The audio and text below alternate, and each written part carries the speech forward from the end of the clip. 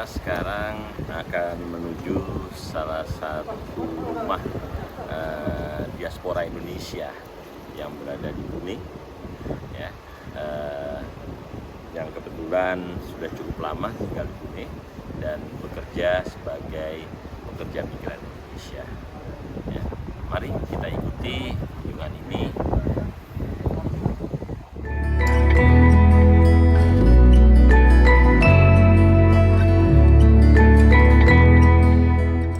Siang ini kita berada di rumah salah satu diaspora Indonesia yang tinggal di Pune, India. Pune itu kota yang kira-kira berjarak 2,5 jam sampai 3 jam dari kota Mumbai. Saya kemarin ketemu beberapa orang diaspora kita yang bekerja di Pune, dan rupanya cukup banyak diaspora kita di sini. Kebetulan nih saya berkesempatan berkunjung dan menengok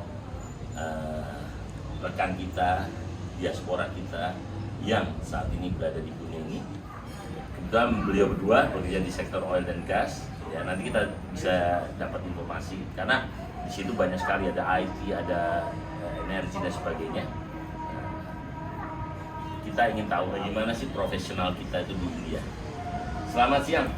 Selamat siang, Pak Aris dan Pak Imanudi, terima kasih atas kesempatannya. Terutama terima kasih nih saya bisa berkunjung ke rumah Pak Arif ya. Saya rasa Pak Imanudi juga rumahnya sama ya, kurang lebih seperti ini ya. Ini kita ingin ngobrol-ngobrol santai aja, ingin tahu. Pertama saya tanya dulu ya, bagaimana Pak Arif dan Pak Imanudi ini pengalaman Bapak sebagai profesional yang sudah bekerja beberapa negara melanglang buana. Kita ingin tahu bagaimana sih sebenarnya kehidupan diaspora kita di India. Menurut pandangan Bapak, hidup di India seperti apa? Silakan. Mungkin Pak Arif dulu. Terima kasih Pak. Ini sebuah kehormatan bagi kami dapat kunjungan dari Pak Aris dan teman-teman dari KJRI. Jadi ya, perkenalkan nama saya Muhammad Arif Darmawan. Saya sudah 2,5 tahun di Pune, India. Jadi waktu saya datang sini itu ya ini kotanya sangat sejuk seperti Bandung, dan kebetulan waktu itu musim dingin. Jadi begitu sampai ini cuacanya enak nih, kerasan. Jadi, nah ternyata banyak hal yang saya kira dulu di India itu seperti apa gitu ya. Makanya nih agak semrawut, bagaimana gitu. Ternyata not too bad Pak. Dan kalau saya perhatikan yang hal yang saya pelajari itu di India ini semangat dan kerja kerasnya. Jadi itu yang saya pelajari. Kalau saya perhatikan, kenapa bisa begitu? Karena mungkin karena jumlah penduduknya banyak, mereka jadi sangat kompetitif. Jadi mereka harus jadi yang the best, harus jadi yang terbaik, kan? Oleh karena itu mereka untuk bekerja keras itu nggak egois. Jadi kalau kita kasih challenge, tim teman-teman yang dari India, mereka akan bekerja keras, mereka akan dari mana.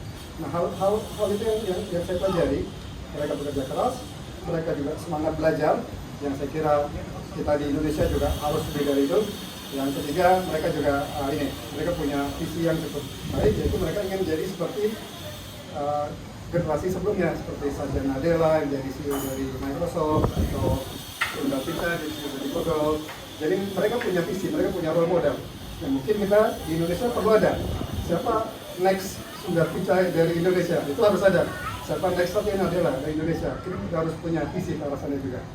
Dan itu hal yang lain yang cukup menarik adalah ya makanannya di India ini lumayan enak. Jadi karena makanan cocok, kerjanya cocok, ya akhirnya kerasan. Alhamdulillah. Terima kasih sebelumnya. Nama saya Imanudin Al-Badri. Kebetulan saya kerja di perusahaan yang sama dengan Pak Arif, jadi bahkan di bidang yang sama. Jadi yang pengalaman yang beliau sampaikan ya itu sama juga di tempat saya. Kebetulan kami bekerja di bidang software, nah itu sama. Mereka teman-teman yang dari India itu semangat untuk bekerja itu memang sangat tinggi, dan kalau ada tantangan dan segala macam biasanya mereka akan mengambilnya dan enggak. Ya yang saya pilih memang di semua tempat sebetulnya ya.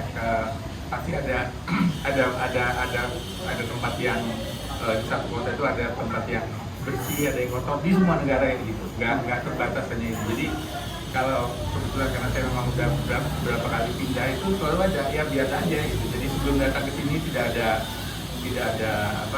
ada praduga sebelumnya bahwa kondisi ini seperti apa. Nah, kemudian yang saya di sini yang saya perhatikan dan itu saya pikir kalau di Indonesia kita bisa melakukan itu sangat baik itu ini adalah kalau dilihat sekitar sini itu masih banyak hijau. Kota sebesar ini Pune itu kota yang besar kan. Kalau kita bandingkan Jakarta itu susah kita dapat kayak gini. Nah itu ternyata pas saya tanya itu kalau ada pohon itu mereka kadang-kadang kita temukan ada jalan di tengah-tengah itu ada pohon. Karena mereka tidak boleh menebang pohon. Itu ada aturannya, nggak boleh nebang pohon, harus dapat izin sampai cukup tinggi. Nah itu yang mungkin kayaknya kalau di Indonesia untuk pembangunan kita harus memperhatikan itu juga. Kalau kita lihat kompleks di sebelah sana, itu bahkan dia sengaja di tengahnya itu dia sisakan untuk ruang hijau. Nah itu kayaknya mungkin satu hal yang kita di Indonesia perlu contoh kayaknya. Karena di Indonesia biasanya kalau bangun tiba-tiba hijaunya hilang, diganti dengan gedung-gedung. Nah sekarang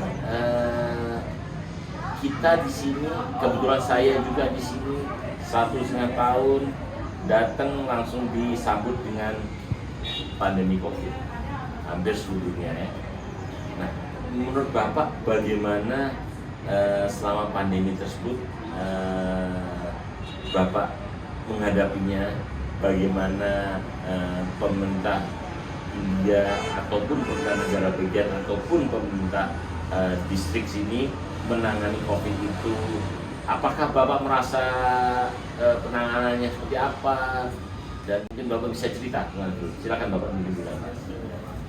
Ya, di sini kan di India kita sempat mengalami sekarang sudah dianggap sebagai gelombang kedua ya. Memang pas waktu gelombang pertama itu kayaknya keputusan dari pemerintah pusat itu sangat mengejutkan untuk total lockdown dan memang akibatnya cukup berat gitu bagi masyarakat India secara umum. Tapi kayaknya itu membawa hasil gitu ya, membawa hasil dalam artian India bisa mengontrol COVID-nya. Nah di yang wave kedua ini pemerintahnya belajar dari sana. Jadi tidak strict seperti tadi kan, kemudian mulai melihat kondisi ini kan di tiap daerah gitu. Ada yang namanya micro containment. Jadi enggak dikurung semuanya. Pembatasannya ada yang pembatasannya hanya pada level society gitu ya, perumahan gitu ada kayak gitu kan. Kalau yang lebih besar. Nah, tapi ya cukup nggak terlalu menyusahkan kalau menurut kami ya, paling nggak yang kami hadapi di sini. Karena untuk kebutuhan sehari-hari ya itu masih bisa ditangani. Untuk grocery store itu telah buka dan sekarang ini bahkan buka sampai 7 hari gitu kan. Sebelumnya diperketat hanya buka pada hari-hari kerja. Tapi ya itu bertahap gitu. Jadi dilihat dengan kondisi di lingkungan sini seperti apa, kemudian pemerintahnya mengambil keputusan inilah pembatasan yang diberlakukan untuk kondisi itu, dan itu akan dievaluasi setiap 2 minggu nggak salah akan dievaluasi seperti apa. Dan kayaknya masyarakatnya juga cukup patuh gitu.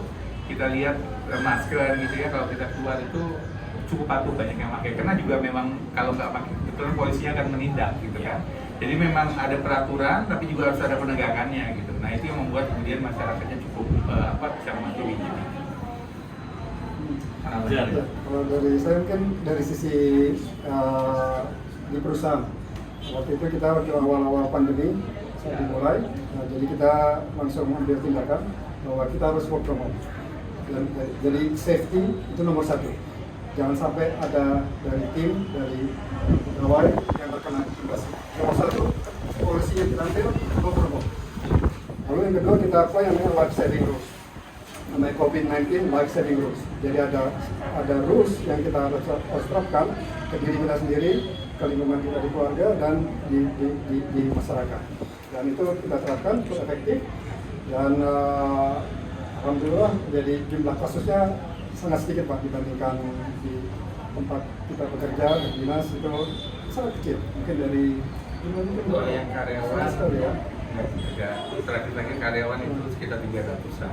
300 karena yang fatalitas Fatality 3. 3. Fatality 3. Nah, jadi itu dibandingkan company lain itu sangat sedikit. Dan vaccination juga itu kita juga raise juga ke manajemen di sini, kita harus melakukan yang namanya vaccination drive. Kenapa? Itu untuk produktivitas kita, dan perusahaan menyambut itu dengan baik. Dilakukanlah gelombang-gelombang vaccination drive, di mana perusahaan Termasuk bernegosiasi, termasuk keluarga. Mereka bernegosiasi dengan supplier vaksin, lalu di arrange vaksinnya untuk datang, lalu kita jadwalkan dan kita laksanakan, sehingga rate vaccinated-nya kemudian jadi sangat tinggi. Oke, pertanyaan berikutnya yang menarik adalah apa yang bisa Bapak ceritakan bahwa sebagai diaspora kesempatan bekerja di India ini walaupun bukan hanya selam bersih ya, tapi kan Bapak pasti melihat perusahaan-perusahaan lainnya dalam hal ini Pune ya. Saya yakin bukan hanya selam bersih yang membuka kesempatan seperti itu. Nah ke depannya ini kita kan juga melihat peluang itu pasti terbuka. Nah Bapak melihatnya bagaimana Pak untuk di India ini, pertama selam bersih tentunya, dan itu kesempatan yang lain di perusahaan-perusahaan lain. Mungkin bisa cerita. Ya.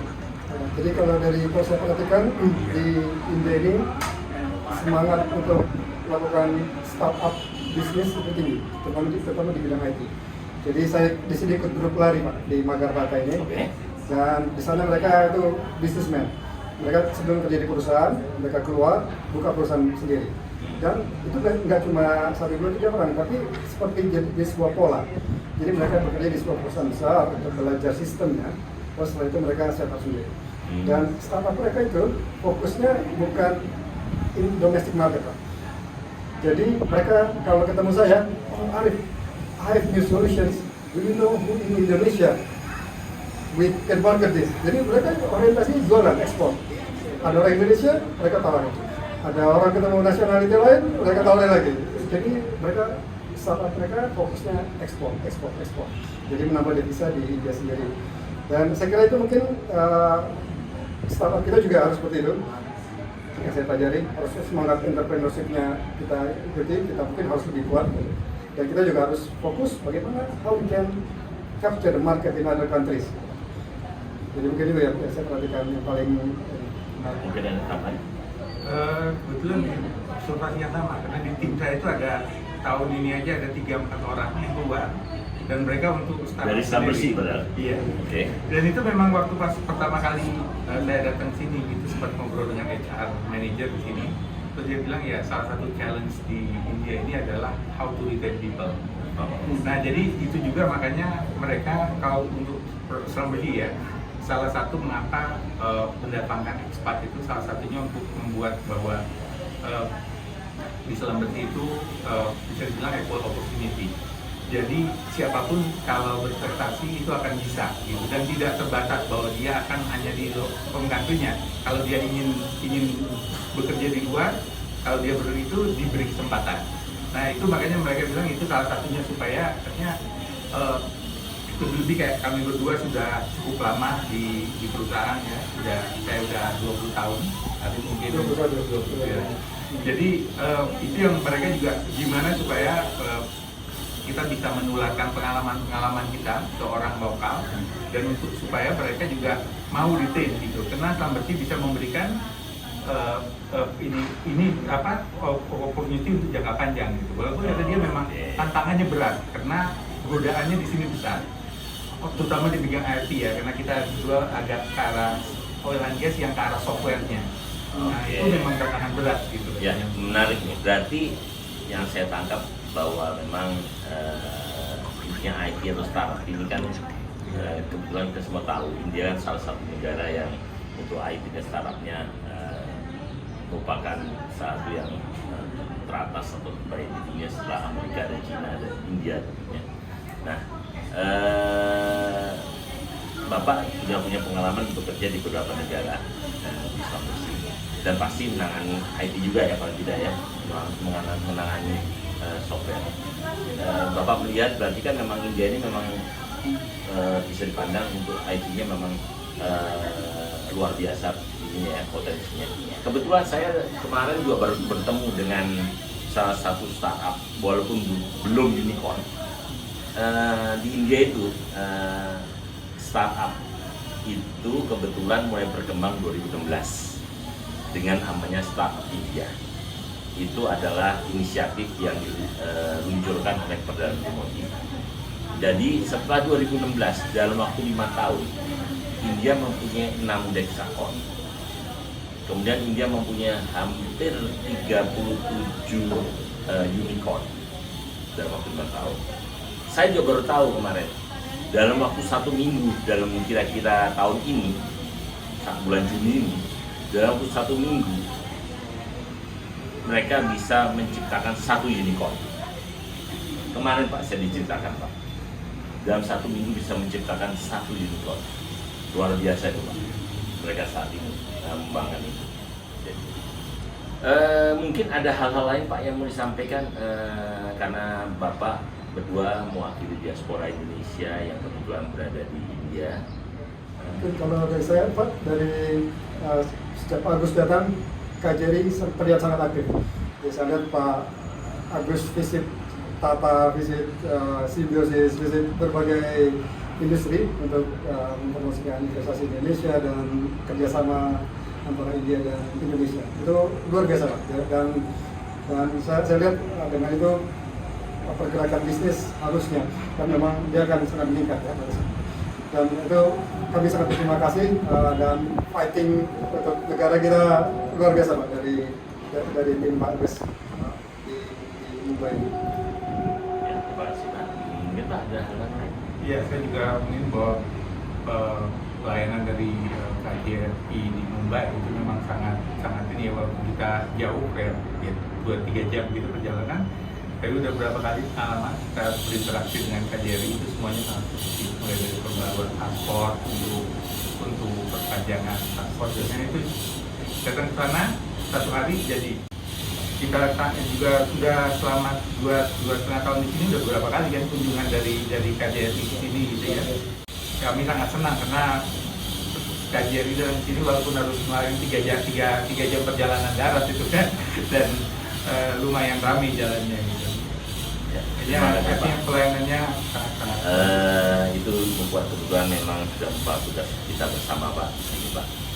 Dan saya juga mengucapkan terima kasih kepada bapak-bapak teman-teman diaspora ya, yang terus selalu bersinergi, saling dukung membantu. Dan saya juga melihat teman-teman diaspora di sini sangat dekat ya, sehingga terutama pada saat kasus pandemi Pak, ini yang penting bagaimana kedekatan, bagaimana saling membantu, saling mendukung. Itu saya lihat bukan hanya di Kuning, tapi di berbagai wilayah negara bagian lainnya hampir sama Pak. Kita kan di sini yang paling adalah mahasiswa Pak, yang nggak banyak memang, tapi ada. Nah pada saat pandemi kemarin ada yang kebetulan terkena COVID, itu masyarakat BNI kita saling membantu. Saya sangat bersyukur, terima kasih. Ya, baik. Siang ini kita baru saja diskusi tentang bagaimana kehidupan diaspora Indonesia di India. Kita belajar banyak dari apa yang kita dapatkan dari bapak-bapak diaspora kita yang kebetulan bekerja di Selam Bersih. Tentunya apa yang kita diskusikan ini paling tidak memberikan gambaran ya dari sisi lain mengenai kehidupan dunia. Sekali lagi terima kasih atas waktunya Pak, dan salam sehat dari Mumbai.